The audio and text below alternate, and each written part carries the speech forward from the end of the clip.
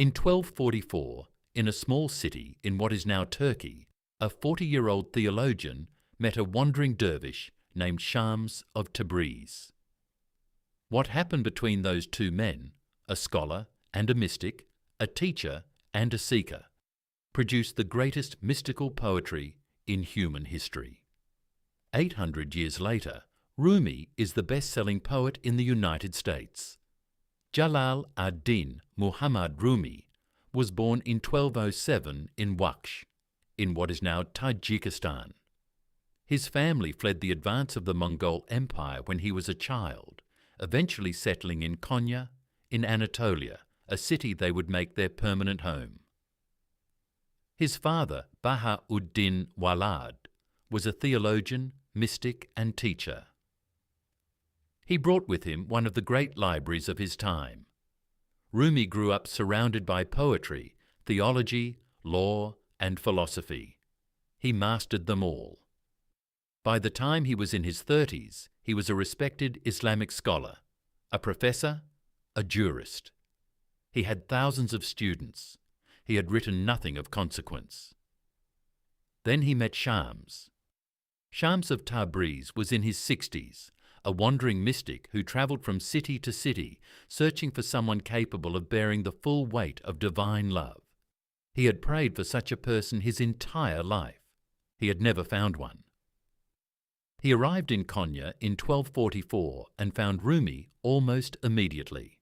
By some accounts, they spoke for days without stopping. Shams asked Rumi a question. Scholars argue about which question, and Rumi answered.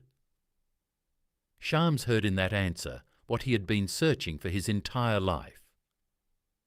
What happened next is hard to explain in ordinary terms. Rumi abandoned his students. He abandoned his duties.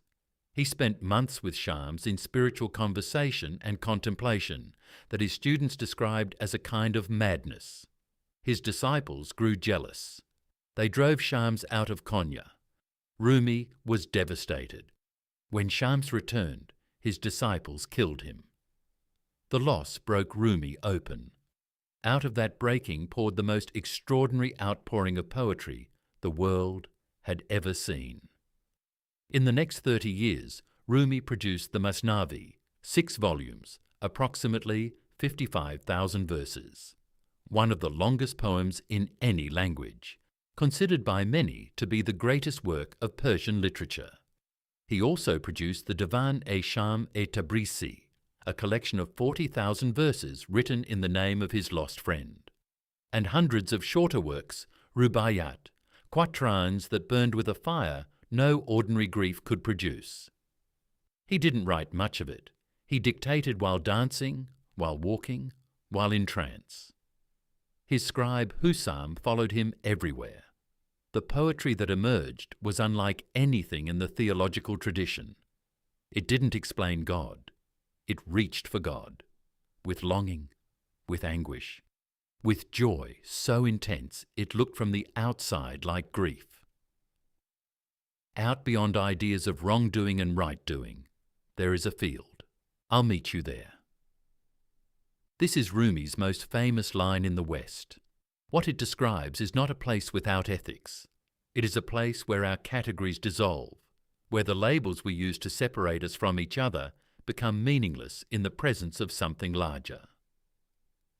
He understood that most human suffering comes from separation, from the feeling of being cut off, from God, from love, from meaning, from each other. The reed flute, which opens the Masnavi, is crying not because of pain, but because it remembers the reed bed it came from. Longing is the recognition that you belong somewhere you are not. The cure for pain is in the pain. He didn't offer comfort in the conventional sense. He offered transformation. He said, don't run from grief. Don't medicate your longing. Let it open you. Let it take you apart. Because what grief is doing, if you let it, is making space for something larger than your previous self could contain. This human being is a guest house. Every morning a new guest arrives. Joy, depression, meanness, Some momentary awareness comes as an unexpected visitor. Welcome and entertain them all. He called this the guest house. Every emotion, including the difficult ones, is a teacher. To repress them is to miss the lesson. He didn't teach theology in the traditional sense. He seduced people into wisdom. He dressed the most profound metaphysical truths in images so beautiful that the reader arrived at understanding before they knew they were looking for it. He wrote of a lover searching for the beloved, and the beloved was God, yes, but also truth, also the deepest self, also love itself in its most fundamental form. He wrote in the language of wine and intoxication, and the intoxication was divine presence, the dissolution of the ego in something infinite. I have lived on the lip of insanity, wanting to know reasons, knocking on a door. It opens. I've been knocking from the inside. Rumi died in 1273 in Konya. His funeral was attended by Muslims, Jews, Christians, and Zoroastrians, all weeping. When asked why non-Muslims mourned a Muslim saint, they said, "He was the sun. He belongs to all of us." His tomb still stands. Hundreds of thousands of people visit it every year. What Rumi teaches is not easily categorized. He is not a productivity guru. He is not offering systems. He is offering the thing underneath systems, the awareness that the search itself is the point. That the longing is what makes us human. That love, in whatever form it takes, is the most reliable map back to what matters. Let yourself be silently drawn by the strange pull of what you really love. It will not lead you astray. Follow it. It will not lead you astray. Sell your cleverness and buy bewilderment. You've been clever long enough. Be bewildered. Let something move you. Let something crack you open. That's where Rumi lives.